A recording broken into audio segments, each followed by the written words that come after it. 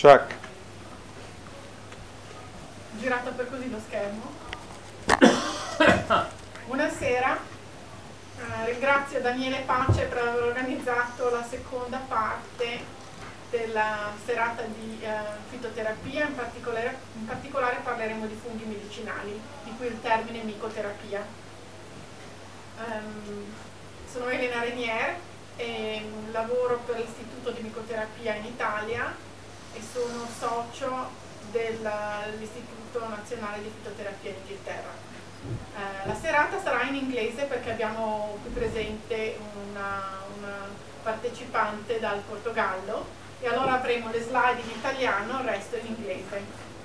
So good evening, I'm Elena Renier. I thank Daniele Pace for organizing the second part of this herbal medicine evening.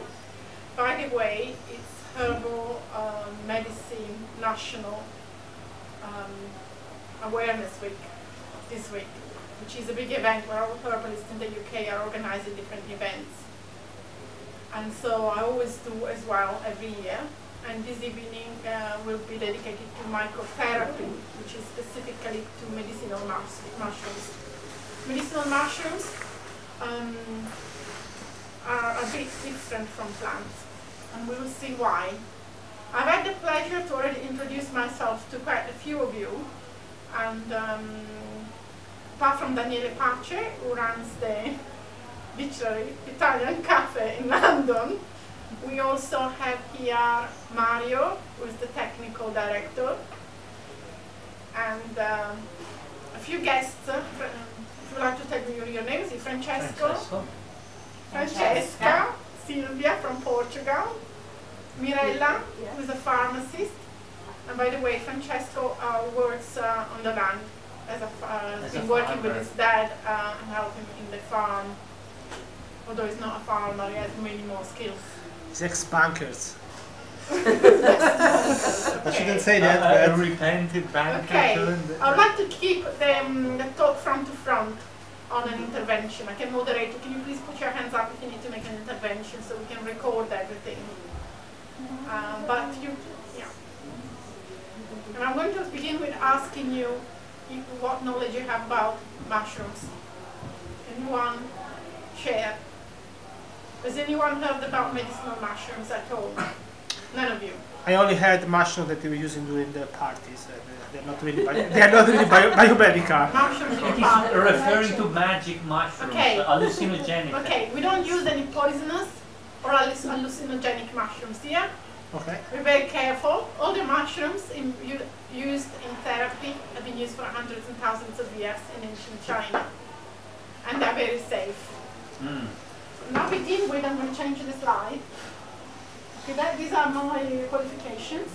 Studied a Bachelor of Arts in London. Run a clinic, family medical herbalist.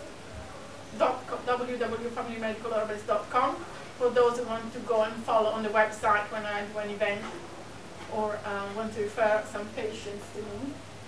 And I'm also registered on the National Institute of Medical Herbalists Register, which is online. So you can find my home details on there. And that's in the UK. In Italy, I'm present at the Micoterapia Institute, an International Micoterapia Institute, which is located near Verona. And it's the second such institute in Europe. The first was born 30 years ago in Germany. The second one was born about 10 years ago in Italy. Since 2006. Basically, the institute runs courses for doctors and supports oncology protocols for doctors and naturopaths and other experts who see cancer patients and patients with immune-related illness. That could be anything from allergy to autoimmune, different degrees of illness, from the initial stages to the most serious ones, either alone or in combination with conventional methods. But that could be chemotherapy, radiotherapy, at any stage. Any questions on this? The objectives for this evening will be to introduce mycotherapy, what it is, give a bit of history and explain how mushrooms help to detoxify the body. And then we move to explain why certain mushrooms are specific for certain organs from a traditional point of view. And then we speak about the content of sugars in mushrooms, the so-called polysaccharides. That's a chemistry terminology, and explain why these special sugars are so useful within mushrooms. Can you all follow me in English, or is it in English? Sure. If I'm being too technical, stop. Put your hands up. Yep. That's really good, don't worry. And how mushrooms and the special sugar help to support the immune system. Why do they awaken the immune system again? And why herbs work in a different way to mushrooms. And so that we see how the same mechanisms will help us to feel more energetic and cope with stresses at all levels. And also we want to appreciate that mushrooms are alive. They are not synthetic drugs, and because they are alive have different qualities to an ordinary drug. And it's important to make that difference, because you can't treat a herb or a mushroom that are living beings in the same way that you treat drugs. They are essentially different things. So we want to have a sense of appreciation of these living creatures. Yeah. Okay. Mycotherapy. Myco comes from the Latin, which is the mushrooms, and therapy from its Chinese and Oriental use. That's also from Tibet and Japan. It was used throughout the East, but not in Europe, because in Europe we didn't have a culture for using mushroom medicinally or as food. We look at some botanical aspects, basic botanical aspects of the structure of a mushroom, where they originate, and the sugars. Okay. The therapy that was initiated from ancient China, from the emperors of China, from the very, very ancient herbals, and it was considered by the Chinese emperors as they were considered as very important remedies. They were classified amongst herbs, amongst the most effective remedies for health. And some of these mushrooms we will see will be particularly important. They used to be sold in gold, the weight in gold, and they were difficult to find because they didn't know how to cultivate some of these mushrooms. They were found spontaneously in nature, and so the emperor had to pay people to go and find some of these mushrooms in the wild. And people who go and find these mushrooms will be paid a lot of money. They were highly prized. The mushrooms are really important in detoxifying the land because they transform biochemically even the most serious toxins. Their role is to transform what's in the earth. They clean up everything that is toxic and should be eliminated. So they are cleaners. So in the sea we have seaweeds. The function of seaweeds is to cleanse the sea. The function of mushrooms is to transform the soil. They do so because they contain a substance called enzyme, and these enzymes catalyze reactions that transform even heavy metals. They will chelate and draw the heavy metals from the soil and transform them into organic matter, from inorganic to organic, which is something that very few substances can do. To the point that NASA in the US have hired a famous mycotherapist, herbalist, Paul Stamens, to do a project to use some species of medicinal mushrooms in case of nuclear disaster. So if there was a nuclear fallover and everything would be contaminated, they would use mushrooms to detoxify the soil and everything will be restored. Of course, once the mushroom has taken the heavy metals from the soil, it's no good for you anymore. So if you do use mycotherapy, we have to ensure that the quality is very pure. the body detoxifies, because the people who came last time have learned this. The body detoxifies via 5 different ways. You've got the colon, the gallbladder, the liver, the kidneys, and the skin, hair and nails, and teeth. So all these are the areas where the body can throw toxins out. You begin from the colon, from the bottom of your body, and then you go up to different organs, with the liver having a transformating effect on substances such as heavy metals, etc. And mushrooms are particularly good at supporting some of the aspects of liver detoxification. They work on phase 2 for those who are technical, not phase 1. So they work by transforming some of the things that are not soluble in water, so that they can be eliminated via the kidneys or through the stools. And some of the mushroom works through the skin, support the lymphatic system. We'll see which ones one by one. Any questions on this for those who are in here? Okay. So it's all clear on that items. So far, so Basically, the number is because you need to detoxify number 1 before you can detoxify number 2. Because it's like a hose pipe blocked at the end. So the skin will be the slowest one to detox. Because you will have to detox all the organs before you can detox the skin. So whenever you get a rush, it's because you've got accumulated toxins throughout your organs. That's some important things to say. Here, a quick revision of what the organs look like. That's the liver with the stomach, the gallbladder, and the small intestine. Here we got the gallbladder, where stones can form. We can see that through the liver we have a blood vessels going through, which will bring any toxins that are not filtered and reabsorb them in the bloodstream. So if the liver and your organs aren't working, your toxins will be circulated again over and over. And also, if the blood circulation in the liver isn't working, you'll end up with problems to do with heart and cardiovascular health. And will be more prone to strokes, for example. So in extreme cases. There are many toxins going through the blood every day, and this can be organic or not.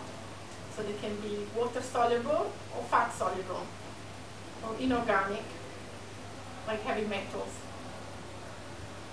So the mushrooms are particularly good because they will help utilize substances that nothing else can do. Here we got the kidneys. So the water soluble substances will go through the kidneys, through the urinary ways, as water. Sometimes stones can form when there are residues that are inorganic and cannot be eliminated that easily. Do mushrooms help on expelling the stones? Not directly, no, that wouldn't be enough. Because if the stones are very big, it is just surgery. If they're very small, there are some techniques you can use that would be like using, I recommend Epsom salts, for example. Epsom salts with lemon in certain quantities. It's not a very pleasant therapy, but at the initial stages can be very good for prevention, for example, and for the smaller ones, for the sands that can form. Once they fully form, they can cut the area and they can cause lesions. At that point, if they are too much, there's a limit to what you can excrete. So they can be like half a centimeter big, and there can be many of them. So if they're sands, it's okay. If they're not sands, you risk that you need a surgery, or you will have lesions and cuts and things that we can't really begin eliminating. But we can sort of do a lot to prevent them at the beginning. As a skin, So sweating a lot helps throwing out many heavy metals, and that's the most effective way. So, but still, if you're suffering from rashes and you have an overload throughout your organs, you'll find that sweating a lot will bring out these rashes and cause a lot of skin irritation. So if you do have those problems, then it means you need to do more slow internal detoxification, starting from number 1, 2, 3, and 4, and then you will have fewer rashes and be able to sweat and more easily without any reactions. From the botanical point of view, we see that a mushroom is born from the mycelium, which is what goes underground, and the mycelium grows under the soil and spreads many meters, sometimes kilometers, very, very quickly, and then shoots off as the fruiting body, what we call the hat, and that's what we. Okay, you can see that what we know as mushroom is what we see outside the soil. And then when the mushroom becomes of reproductive age, from under the hat, there are some spores that through the wind and through shaking will be thrown around, and the cycle repeats itself. This takes some time. Some mushrooms, like reishi, which is one of the most famous and most valued mushroom by the emperors, that was sold in its weight in gold, will take 2 months to do this. So now modern importers would use mushrooms that have been grown overnight, maybe in 24 hours, using chemicals. So a mushroom like that will be quite dangerous for your health. You have to be really careful about what you buy on the market that's imported, if there are not enough controls from China, for example. So you can buy a mushroom, not even so cheaply, and find out that it's not healthy for you, or it won't give you the results, and I can see why. The other product that you might find on the market might have just a mycelium, which goes underground, and that's sometimes grown on cereal, which means that in a product you might have 50% cereal, 50% mycelium, whereas the quality products cultivated in Europe that the Institute recommends are ones that have everything about the mushroom, including the fruiting body. And there are different types of products or extracts. Some that are processed in a cold way, meaning without any heat whatsoever, to keep all the enzymes that transform the toxins. And enzymes are really important in cancer therapy, where there is an overgrowth of cells, because they can eat up all the excess that the body needs to get rid of. We have a lot of excess cells that end up being cells to be eliminated. So digestive enzymes are often used in cancer therapy, even as supplements. If you go into a health shop, you find a lot of digestive enzymes. And these are very effective aids for those kind of patients.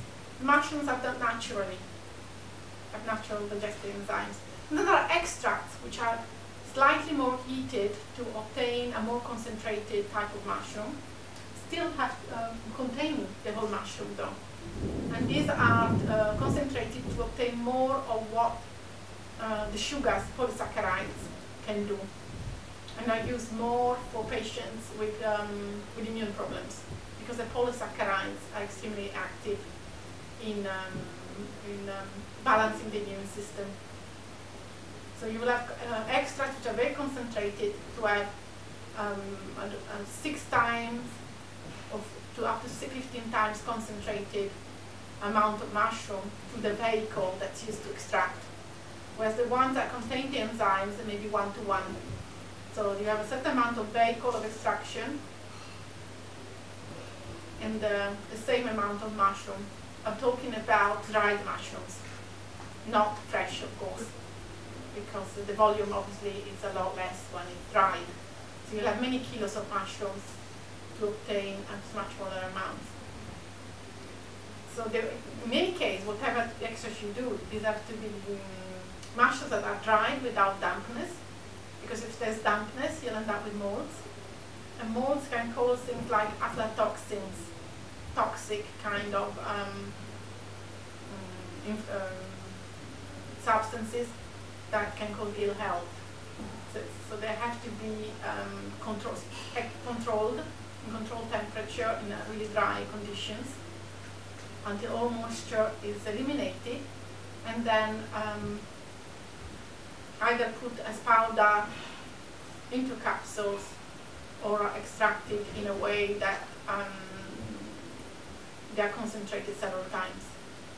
So these are the highest quality of mushrooms are to be organically cultivated in lands that are as far as possible from any pollution. At the moment, the Institute will only recommend mushrooms that are grown in Germany or Spain because of the difficulty in ensuring controls over what's imported from the East.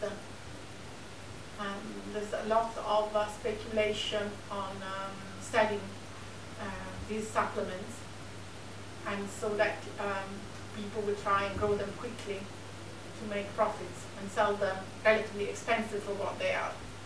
Because if they are poison, really, they can't possibly have any value. Possibly, if there is a risk, they can harm your health. Because we are talking about products that are not just used for eating, if they're used for eating at all, but they're used for health. So it's something that you take 1 to 3 times a day for minimum of 3 months, up to several years. So they have to be pure. So just be very careful about if you use them. So the best products will be from very reputable companies. They will have a high cost because of this. So the conditions have to be absolutely guaranteed. This is a table about the traditional affinity of mushrooms to certain organs. Traditional Chinese medicine teaches us that there are mushrooms for each part of the body. We have a rishun, a mushroom that's particularly suitable for the brain and nerves. Auricularia and reishi, very good for cardiovascular health. Coprinus, used for the pancreas in diabetes mainly, and also control blood sugar. And then we have all the mushrooms are good for the immune system, for regulating immunity. And plus it will be specific to the organs they refer to. And then you'll have maitake, reishi, cordyceps, and shiitake, used for the liver in different ways, and we'll see how. Polypora and cordyceps used for the urinary and genital system, and cordyceps for muscles as well as liver. Okay, this is a very basic chart, and so I don't expect you to learn it, and we will see the mushrooms one by one. Any questions on this so far? Anyone knows about this? What's called organotropism of mushrooms. Okay, it's basically the affinity they tend to have for certain parts of the body. They might do a bit more than that. So, you don't have to learn it. So I just give you an idea of what I do and what can be achieved. And it may be that you will remember some aspects according to your personal needs. Or if you know someone that has particular health problems, you might be able to make a few notes about that, because it can be quite technical. Even doctors, when they do come to lectures about these things, they will get an idea, but before they can use them effectively for their patients, they will come to the institute and ask us to give them some schemes on how to use them for different conditions. So you can use them yourself for simple things if you're sure what you're doing. Otherwise, you'll be asking for support on how to apply the knowledge. So the institute, by the way, is there to do research, scientific research, to see, to support the doctor from a scientific point of view. And there's a lot of scientific research in Japan. A lot of these mushrooms, we will see, have been researched enough to be made into widely recognized treatments for oncology by the Ministry of Health in Japan, and they've been used in this way for some decades, not longer. Okay, we'll start from Agaricus brasiliensis. also called Agaricus blasei murril. This is a picture of a mushroom cultivated in Spain that is imported by a company in Italy called Freeland. And it's still under the ground. This is the mushroom that likes everything that is sort of rotten and can transform everything. So it's the most effective mushroom against tumors. It will reduce the tumor mass. Okay. The special sugar that the mushrooms contain, are called the polysaccharides, have an anti-tumoral effect, which means they act on the, what is called, you might not have a background in physiology, but that's, they act on the innate response of the immune system, which is the first line of defense of the body. The body reacts immediately to counter infections and problems through what is called the humoral innate response, and that's why the mushroom works. And now for the ones who may be able to follow me, I think Mirella probably only, is the first thing that's stimulated is phagocytosis. Okay. So the macrophages are stimulated and cooled down. And after that, you have stimulation of interleukin 1, 2, and 12, and tumor necrosis factor, and natural killer cells. Okay. At that point, you have the breaking down of the tumoral mass. Basically, it's called apoptosis in technical terms, which is basically the ability of the cells of getting rid of defects. Each cell of our body can repair itself and have certain mechanisms. When you're young, they work well. As you get older, or if there are toxins, this self-regulation of the cells may go wrong. And in a case of cancer or tumors, even benign tumors, look, a benign tumor can be just a spot. Okay, we all have benign tumors, and that's not the problem. So long as the body can get rid of the defects, little masses are not difficult for us. This mushroom can be used for any type of mass that's benign, just to get rid of obstructions in the body, because a mass can cause an obstruction, can cause discomfort and pain if it's in the wrong place. And also, in a case it may go malignant, it may go wrong, and become cancerous in older people especially. As you get older, the repair mechanisms of the cells don't work anymore, and so you're more likely to get a cancer that's malignant and harmful. And they think, older age makes that more likely because you've got a lot more years to be exposed to toxins, to, I don't know, do something that is not right or receive some contamination, and suddenly the cell can't cope anymore for any reason, things go wrong. So this is a mushroom that really, really quickly will do that. So we have, for example, a policy of using something like between 3 to 12 capsules of these mushrooms, usually concentrated about 6 times as the whole mushroom in oncology cases of tumoral masses. 12 for the most serious cases, 12 capsules. Never, usually people don't want to use more than that. So there are certain dosages you need to follow for certain problems that will actually begin working within 2 weeks of beginning the treatment. So the effect of relief and the quality of life will improve really fast. So you get patients who are very, if they're very bad, they will feel suddenly better. So they might not need to be in bed anymore. They will start feeling better because the cells are beginning to react.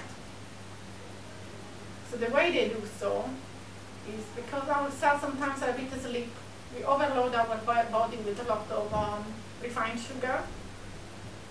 The mushrooms have special sugars that have a different chemical structure that the cells of the immune system can use. And when they begin using them, they are reactivated. Whereas the sugars, the synthetic sugars, the refined sugars, will block the immune system. Because they are refined, because we eat too much of them. And they are not natural things, they're too processed. Whereas a natural type of mushroom, being different from the ones that we normally eat, will have a different reaction and give an option to the body. So that instead, the immune system, instead of linking sugars that will link to the mushroom sugars and react and behave differently. So we find that different mushrooms at different sugars, different polysaccharides, will give the immune system different information. And the more, depending on how we combine these mushrooms, the immune system reacts in different way. So when you mix them, you give instruments and tools to the immune system to respond differently. You find these polysaccharides also in foods like oats, for example, and other cereals in our diet. Oats and barley will have them, for example. And even oats is used in problems of stress, foods like porridge, but usually it's the oat straw and not the flake that might be more helpful. And so the problem is in modern diet that we've abandoned the variety of cereals we used to eat that contain the variety, the diversity of polysaccharides, and we're always eating the same type of polysaccharides, which are refined. So in the past, wheat used to be spelled and not. Now we have wheat because it makes larger crops for the farmer, but they are more glutinous and more difficult for us to digest. The fact of eating wheat of this kind 7 days a week in bread, pastas, cakes, etc. is an overload for the immune system, let alone refined sugar.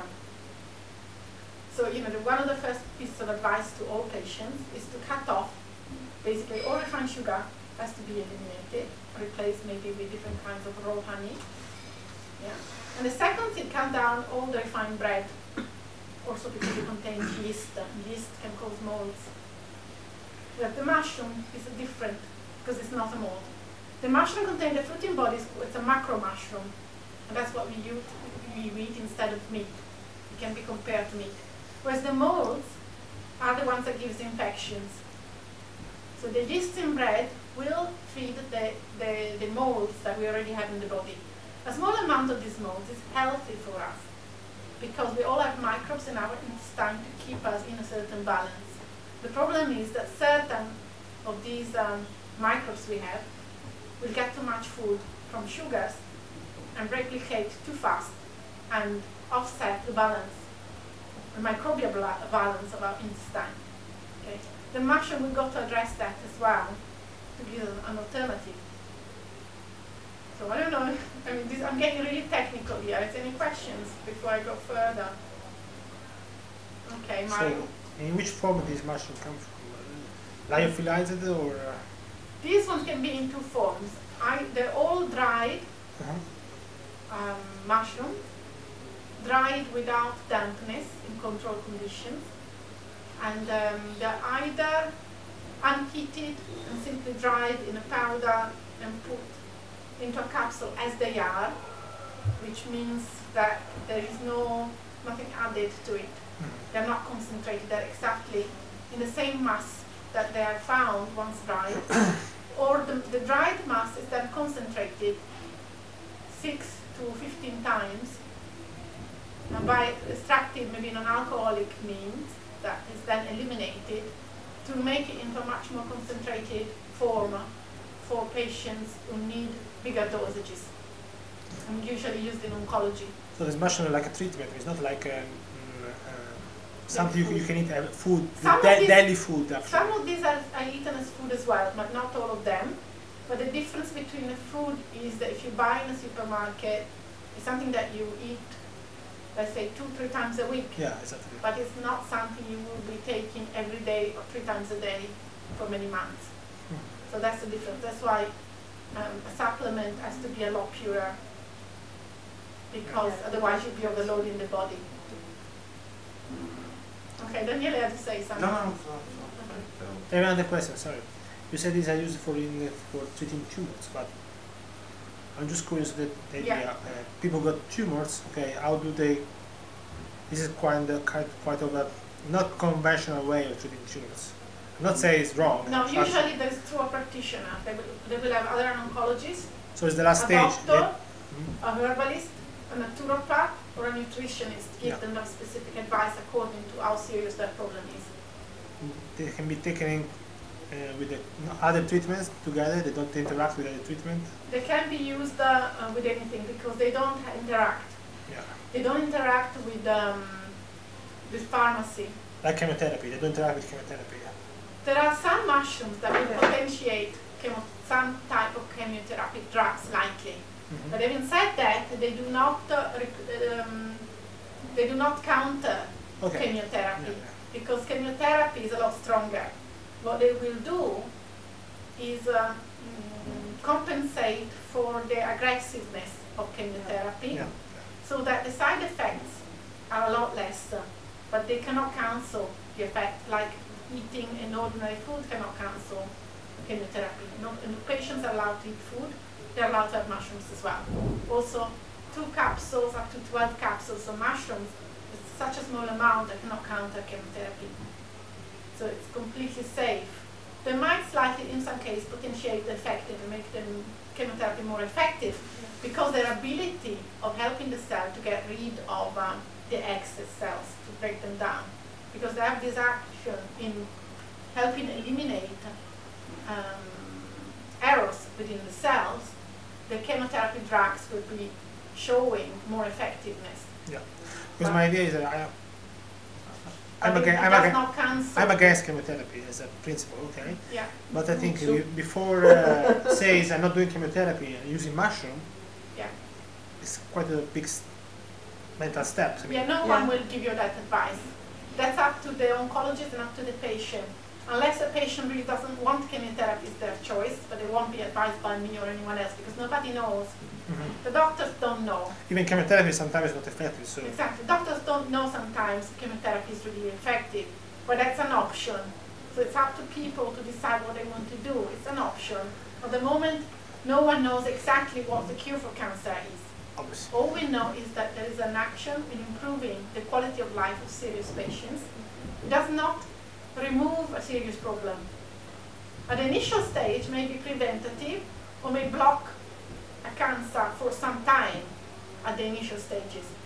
If the patient is very bad, all the mushroom is doing is improve considerably the quality of life, so they can be active in society, keep on working, support their chemotherapy and radiotherapy with good chances of surviving it. So they won't get nausea, won't lose so much hair at all or at all. They won't have so much pain in the bones, because we see the mushroom that will reduce that. So basically, there's, for example, a doctor we know, she's had 20 chemios for breast cancer, and she's a doctor. And after 20 chemotherapy, she's still working full time. It means it helps you keep in a normal lifestyle, but does not resolve your problem. Okay. Because cancer is a multifactorial illness, so the factors are due to genetics, the environment, habits, character, and they're not controllable by any supplement or food. So it helps you just coping better. That means you might live longer, you'll have less pain, the doctor can carry on doing their chemios without taking a risk that the patient won't survive or will be seriously hospitalized and bedridden. So that means it helps everyone to just do things better and cope a bit more. So the doctors are usually, the ones that tried it are really happy, because the patients are really bad, can carry on as before, whereas they might have been dead.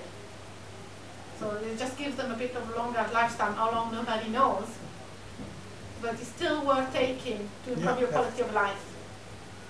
Yeah. Any other questions? I have a question. You know that in the chemo, the doctor uses the specific drug for specific profile of the cancer. Yes. With the mushroom is the same. For example, there are some studies about different impact with different cancer. Yeah, because in Japan there has been so much research, because in the East these are unknown nationally by the Ministry of Health, and they're approved treatments. Just in Europe, we've not eaten the mushrooms, they were not considered to be edible. We don't have the same culture, but there's so much scientific research on certain mushrooms, on certain types of cancer. Yes, this is the question. So there's only a small range of mushrooms we know really well, so there are not that many types. So we'll see the mushrooms. I've got all the pictures, maybe except one of the mushrooms we use. It's just a few mushrooms that we are using. And once there are not much research, they are not being taught by the Institute. because the research isn't there. But And in the future, we hope to find out more about more species of mushroom. At the moment, there's just very few mushrooms with different characteristics. So within certain limitations, they can be quite specific, but not as specific as the drugs. Okay. They have a larger spectrum of action. Ah, okay. You haven't the profile of the cancer. For example, if you know that some people have, I don't know, breast cancer, you chose the particular Breast cancer. breast cancer. Yes, we've got different mushrooms for. This is a question. Yes. Depending. We got a mushroom from cancer that is hormone dependent, that will grow in the presence of cells that respond to hormones, and they proliferate because of hormonal balance within the body, and they respond to drugs that are hormonal. So there's a mushroom that's been really well studied for that, and it's given for hormonal dependent cancers, whereas this one is used for solid tumors that are not hormone dependent. Ah, okay. So doctors will write to me about these things, about dosage, about the choice of mushrooms, This is a question. and the combinations. Yeah. And and you can, just takes experience. Plus, as a herbalist, I'm used to prescribing natural products. It's not the same thing as prescribing a drug. Yeah. So the doctor has doubts sometimes because it's not so specific. So you need a different methodology sometimes of handling a mushroom. So you cannot be saying, I will have exactly that response on everyone. So you need to monitor a little bit more. A herbalist knows that. Once you're giving a natural product, you're monitoring your patient for responses, and you will alter the treatment according to the response. Because a natural product might cause an allergy in a way that the drug cannot. Okay? It changed. If I mean, you change the person, it's possible to change the reaction. Exactly. I mean, a drug may cause reaction in certain people, and the doctor may know that straight away. But the mushroom contains many different substances, so you might not be able to predict the reaction the way that you do not predict the reaction from food. So a patient may go to the supermarket, buy food, and suddenly develop a reaction. If you become sensitized to mushrooms, that's quite rare, but like with any allergy, that's possible. So mushrooms are not suitable to people who are allergic to mushrooms. As simple as that. Also, if you've got a fungal infection, you need to sort out the fungal infection first. So we'll do a herbal cleansing together or before beginning the mushroom therapy, just in case. Can you repeat? Sorry. If there is a yeast infection, Yes. we treat the yeast infection first. Yes. Yeah, all together. Maybe if you have infection, maybe you have the cancer. It's possible you have the cancer for the reason you have infection. We all have some mycosis, but that's usually quite manageable. If there is a lot of mycosis, then you will spend at least a month of cleansing the liver and the gallbladder first with herbs, and then introduce the mushrooms gradually. Oh, okay. But if it is very serious, you might go in with the mushrooms anyway, because you might not have time to wait. So that means the response will be less. Ah, okay. But for example, mycosis and fungal infection will also stop drugs from working and increase blood pressure. Yeah. You get patients without blood pressure just But because they've got happen fungal infection. the drug don't working too. In my cases, it doesn't matter. I have but the working. Yeah, no matter which drug you give them, the patient who has a fungal infection won't react unless you cleanse them first. So we know that. So we'll use herbs for the liver, which we seen last time, part 1, and the gallbladder together, or even just 2 weeks of the herbs, then kick in with the mushrooms. So it's really up to up to myself or the doctor that's prescribing to have the appropriate program for that person. Last question. Yeah. I will stop you. If the person really has a very strong fungal infection, we will not start mycotherapy immediately. No, I change argument. Another question. Yeah. You know that these mushrooms are very good stimulation for immune system. Yes. But you know that the allergy is the excessive stimulation of the immune system. Is it possible some allergy of the people? It's possible, but you see, mushrooms don't just stimulate the immune system, they balance it. Ah, just They're balancing. modulating. Ah, That means perfect. they will dampen down an excessive immunity and will stimulate one that is already suppressed. Ah, very good. So they have a balance. It's a balance. It's no. They balance the response from TH2 to TH1. Ah, okay. Basically, they will balance the innate response. Just if there is something don't work, the mushroom have action. Yes. If all it's okay, there isn't the problem. Yeah. Okay. Sorry, that's my phone It's ringing. okay. I should have put it on silent. Okay. Basically, let it ring, because Yes. otherwise, Okay. It's nice music. oh gosh, who's calling me this time? Basically, how it works. In allergy or cancer, you have an excessive TH2 response. The mushrooms kick in with the innate response to phagocytosis, and they start stimulating all the cytokines of TH1. Normally, TH2 is active with inflammation, mainly during the night. Okay. With TH1 being suppressed. Yeah. So if you bring those up, the balance of TH2 goes down. And now that's how it works, put very shortly. But this is too difficult for the group. But basically there is like, imagine a scale of the immune response. One is the first line of response and the other one is the specific one. And the first line is for all the microbes that come to the body, suddenly get attacked and eaten up. Yeah. And after that the body learns and kicks in with what is called antibodies. To be like when you get a jab, flu jab or something. Yeah. The body gets sort of immunized, begins learning about the responses. And the TH2 gets. Yes. Like when you got allergy, the TH2 is overstimulated chronically. Yeah.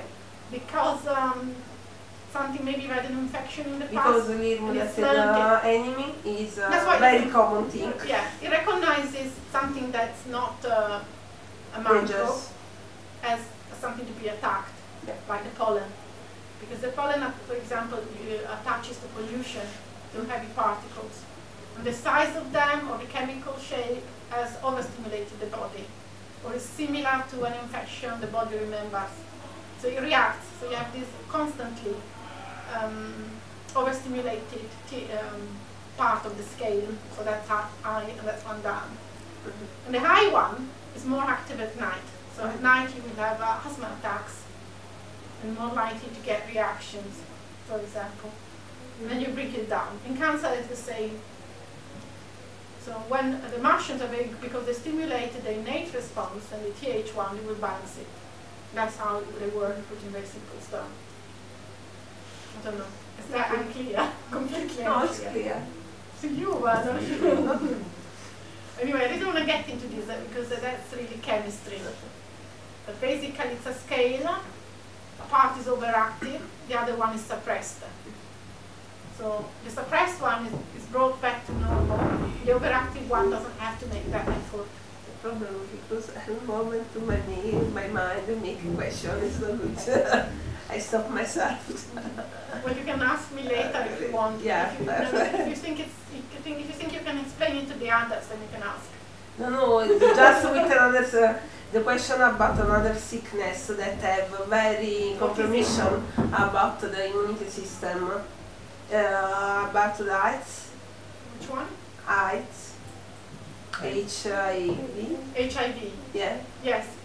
That's a viral infection. Yeah. There's a mushroom that's very good for viruses. Yeah. For bacteria that are carried within the cell of the body, and for viruses specifically. So herbs, full of herbs are antiviral using HIV. There's nothing in modern medicine that's antiviral the ways that the herbs work. And mushrooms too. Okay? Let's carry on a little bit looking at the mushroom. This is called Chapsinense, really important.